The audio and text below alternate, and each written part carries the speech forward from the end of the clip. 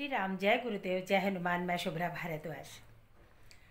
अभी नवरात्रियों का टाइम चल रहा है, ये सबको पता है। सभी अपने अपने प्रकार से नवरात्रि का व्रत रख रहे होंगे और मैं चाहती हूँ, ईश्वर से प्रार्थना करती हूँ, गुरुदेव से प्रार्थना करती हूँ कि नव दुर्गा 9 दिन में जो आ रही हैं वो सभी की मनोकामना पूर्ण करे और सभी का सुखी संसार बसे।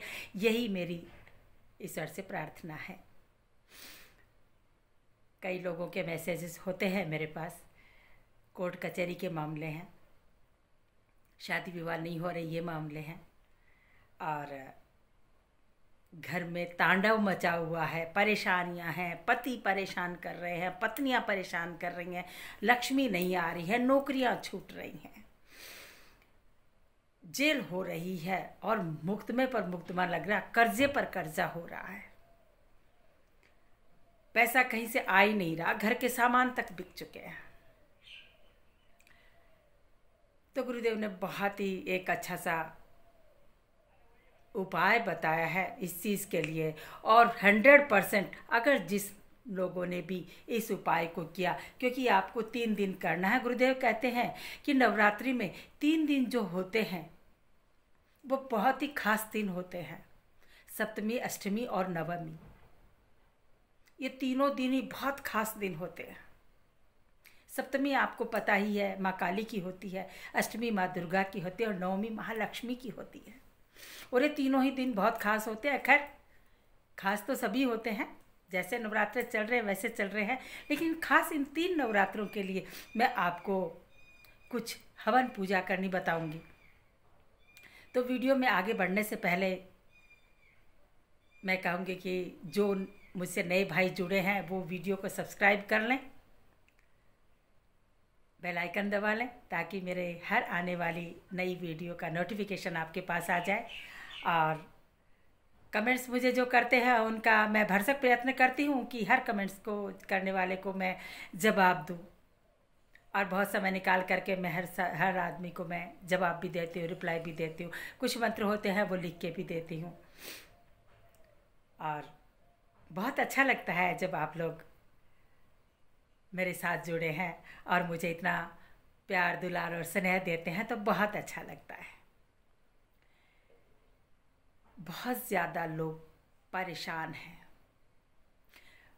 इतने परेशान हैं कि कई बहनों का तो मेरे पास ऐसे ऐसे फ़ोन आते हैं, कई भाइयों के आते हैं कि रोती हैं, बिलखती हैं कि हम क्या करें, हमारा मरने को मन कर रहा है कि हम मर जाएं दीदी, ऐसा करें।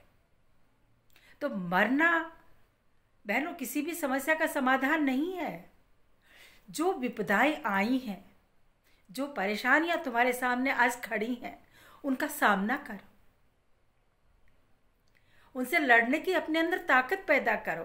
पूजा अर्चना में बहुत सारी ताकतें होती हैं। अगर आप विश्वास से किसी भी भगवान की, किसी भी इष्ट की, किसी भी गुरु की, अगर आप बड़े विश्वास से पूजा अर्चना करती हैं, आपका कोई बाल बाका नहीं करता। अगर आपके घर में पितृ खुश है तो आपका कोई बाल बाका नहीं कर सकता।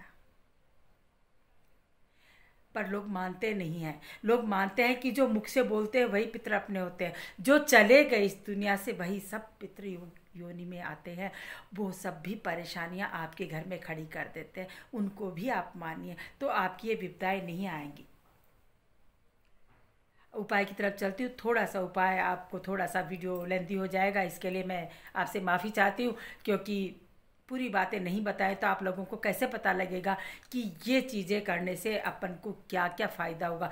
कर्जे से मुक्ति मिलेगी, व्यापार में वृद्धि होगी, जिनके केस चल रहे हैं उन केसों से छुटकारा मिलेगा, जिनका पति या पत्नी या बच्चे जो भी जेल में हैं उनसे भी निजात मिलेगी, उनकी सुनवाई भी होगी, वो भी जेल से छूटने का उनका भी मानस बन जाएगा और केस उनकी तरफ मुड़ जाएगा। जो लोग सरकारी नौकरी की तलाश में हैं और उनकी नहीं लग रही है, माता रानी ने चाहा तो उनका ये कार्य भी पूर्ण होगा। और मैं तो भगवान तो हूँ नहीं, गुरुदेव जैसा आदेश देते हैं वैसा हम कार्य करते हैं, क्योंकि हम तो उन्हीं के नचाए नचते हैं। वो कहते हैं ना, कोई मन से दुखी कोई तन से दुखी, कोई मन से दुखी कोई तन से दुखी, और कोई अपने आप धन से दुखी।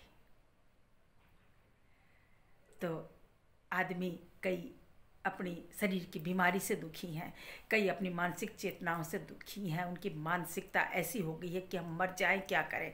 और कई धन इतना आ गया है उनके पास, वैसे दुखी है, और किसी के पास धन नहीं है, वो वैसे दुखी है। निर्धन धन के लिए दुखी है और धनी धन के मारे दुखी है कि इस धन का क्या करें। वो किसी से दान में नहीं दे सकता क्योंकि वो उसको सोचकर ही परेशान होता है। धन चाहिए सबको होता है। तो इसी के लिए मैं आपको बताऊंगी कि आज छठा नवरात्रा चल रहा है, कल सप्तमी है, परसों अष्टमी है, शनिवार की अष्टमी है और रविवार की नवमी की आखिरी पूजा होगी। क्योंकि तृतीया को अक्षय कर दिया गया, इस वजह से 8 दिन के ही नवरात्रि होगी। आपको करना क्या है, सुबह आप जो भी अपनी पूजा पाठ करते हैं उसी प्रकार से आप अपनी पूजा करिएगा। शाम के समय आपको क्या करना है कि आपके पास छोटा अगर हवन कुंड हो तो वेल एंड गुड, नहीं है तो छोटा जो अपन जो बोते हैं इतनी बड़ी कुंडी होगी उसको ले लें, उस पात्र को ले लें, या कोई लोहे का तबला होगा इतना बड़ा वो ले लें। अगर हवन कुंड नहीं है छोटा वो ले लें। अब आपको करना क्या, सप्तमी की रात्रि को आपको 8 बजे के बाद बैठना है। सबसे पहले आपको राम राम का स्मरण करना है, उसके बाद एक हनुमान चालीसा का पाठ करना है और उसके बाद फिर राम राम करना है और हनुमान जी से प्रार्थना करनी है कि हम जो भी हवन कार्य करने जा रहे हैं वो हमारा पूर्ण हो। क्योंकि भाई हनुमान हर देवी के पास होता है, वो इतनी ताकत से बैठा रहता है कि अपने पूरा जोर लगा देता है अपने भक्तों के लिए कार्य करने के लिए।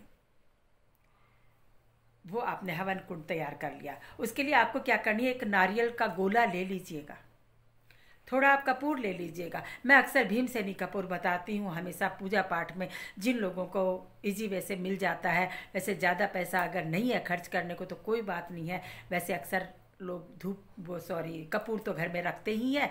तो कपूर क्या है कि वो गोलियाँ आती हैं वो ले लीजिएगा अगर वो नहीं मिलती है। और एक टॉफ़ी टाइप का भी आता है, वो भी अच्छा आता है, वो गोली की बजाय टॉफ़ी वाला भी अच्छा आता है, वो ले आइएगा। थोड़ा घी होना चाहिए आपके पास और 108 लौंग। ये सप्तमी का हवन बता रही हूँ मैं आपको, ध्यान से सुनिएगा, फिर कमेंट्स में आप बार बार मुझे पूछेंगे। सप्तमी का हवन बता रही हूँ कि 108 लौंग चलेंगी सप्तमी वाले दिन, जिससे आपके घर की रोग बीमारी समस्या शत्रु सब दूर होंगे उससे। और तीनों ही दिन आपको हवन करना है। अब आप उसमें थोड़ा सा गोला काट करके उसमें रखिएगा, कपूर रखिएगा और अपने पास घी रखिएगा, थोड़ा घी रखिए और जलाइए।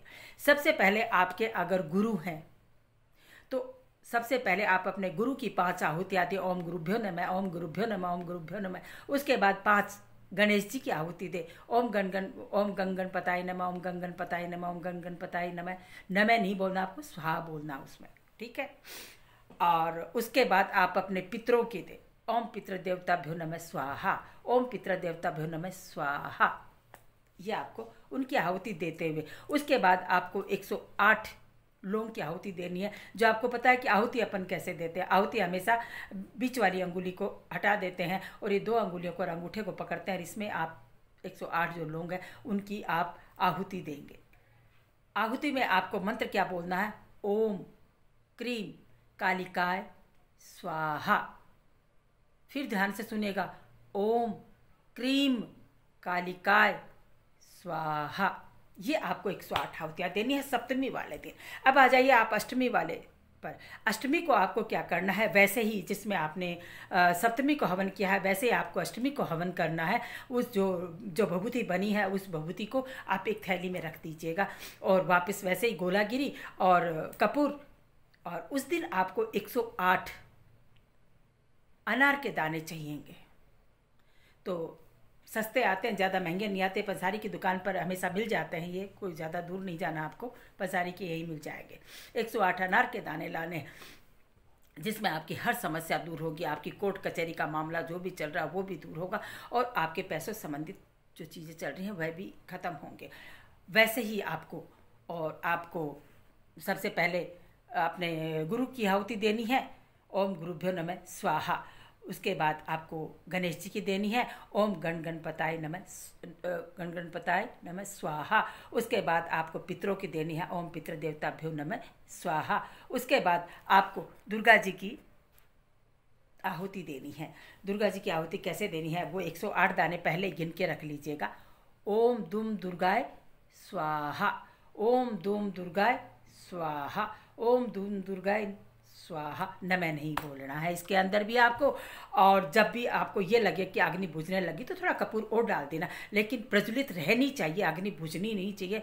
उसमें कपूर और डाल देना और थोड़ा सा घी डाल सकते हो, घी डाल देना। अब आ गया तीसरा दिन। तीसरे दिन आपको कमल गट्टे लेके आने हैं 108, जो माँ लक्ष्मी का करना है आपको। जिनके घर लक्ष्मी नहीं आ रही, जिनकी परेशानी हो रही है, जिनकी नौकरी नहीं चल रही है, जिनका व्यापार नहीं चल रहा है, जिनकी सरकारी नौकरी में भी परेशानी आ रही है, जिनका पैसा आ रहा है और रुक रहा नहीं है, उनके लिए नवमी के दिन का ये उपाय करना है, हवन करना है। नवमी महालक्ष्मी की होती है, तो इस दिन आपको 108 कमल गट्टे लेके आने हैं। थोड़ा सा खर्चा मैं कराऊंगी, नहीं करोगे तो पैसा आएगा नहीं। उस दिन भी वैसे ही गोलागिरी लेनी है और उसमें कपूर रखना है, और कपूर रख के उसमें थोड़ा सा घी की आहुति देनी है आपको। ये सब आहुतियाँ जो पहले देनी है वो घी की ही देनी है, घी की देनी है। सबसे पहले आप अपने गुरु का देंगे, ओम गुरुभ्यो नमः स्वाहा 5 बार आप देंगे गणेश जी की, ओम गण गणपताय स्वाहा। और वैसे ही 5 बार देंगे आप अपने पितरों की, ओम पितृदेवताभ्यो नमः स्वाहा। घी की देनी है ये सब पहले आहुतियाँ। उसके बाद 108 जो कमल गट्टे हैं उनको थोड़ा सा घी में चुपड़ लीजिएगा। घी में चुपड़ने के बाद एक एक आपको लक्ष्मी जी की आहुतियाँ देनी है 108।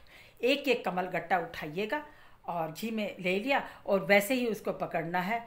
ओम सिद्ध श्रीम लक्ष्म्याय स्वाहा, ओम सिद्ध श्रीम लक्ष्म्याय स्वाहा। ध्यान से वीडियो स्किप कर करके और आप लिख लीजिएगा, क्योंकि डिस्क बॉक्स में ये सब मंत्र लिखे नहीं जाते हैं इतने। तो आप थोड़ा सा वीडियो सुन लीजिएगा और ये करिएगा जरूर, बड़े विश्वास के साथ करिएगा, आपका इतना अच्छा फल होने वाला है। और उसके बाद ये जो राख बच जाएगी 3 दिन की इकट्ठी हो जाएगी, ये पीपल वृक्ष में आप छोड़ आइएगा। ये मैं गारंटी के साथ कहती हूँ कि जिस व्यक्ति ने भी बड़े ही विश्वास के साथ अगर ये 3 दिन हवन कर लिया, मैं कहती हूँ कि ऐसा हो नहीं सकता कि उनके कार्य नहीं बनेंगे। उनके कार्य बहुत ही अच्छे तरीके से बनेंगे गुरु कृपा से। वीडियो में यूँ ही बने रहे। मेरा पूरा वीडियो देखने के लिए आपको बहुत बहुत शुक्रिया। मैं फिर मिलती हूँ आपके लिए बहुत ही एक अच्छा सा उपाय ला करके। इसी के साथ जय श्री राम, जय गुरुदेव, जय हनुमान।